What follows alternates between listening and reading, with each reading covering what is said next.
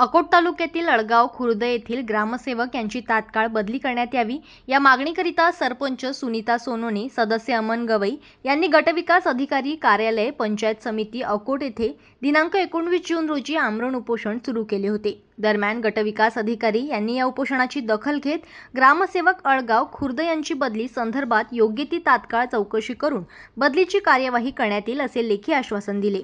त्यामुळे उपोषणाची सांगता करण्यात आली। मी ग्रामपंचायत सदस्य अमन गवई आज उपोषणाला बसलो होतो।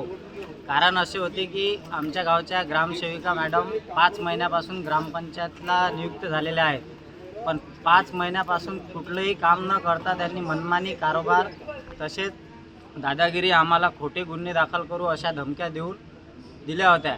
त्या कारणामुळे आम्ही प्रशासनाला विनंती केली, 4 वेळा निवेदन देऊन विनंती केली, तरी प्रशासनाने कुठलाही हे घेतला नव्हता। म्हणून आज शेवटी उपोषणाला बसून आम्ही प्रशासनाला त्यांची तात्काळ बदली करण्यात यावी यासाठी मागणी केलेली आहे। तर मला बदली का बरं पाहिजे की हे मॅडम मला कोऱ्याच्यावर सही मागतात, कोऱ्या चेकवर मी दिली नाही तर मग त्या कशा आहे की सरपंचपतीला मी घडवतो किंवा एखाद्या वेळेस मी अडचणीत टाकणारा नाही तर मग तुम्हालाही टाकणारा आणि लागे अशी वेगळीच बोलत राहते नेहमी जे लोक मला पाहिजेत नाहीत ग्रामपंचायतमध्ये ते लोक असतात।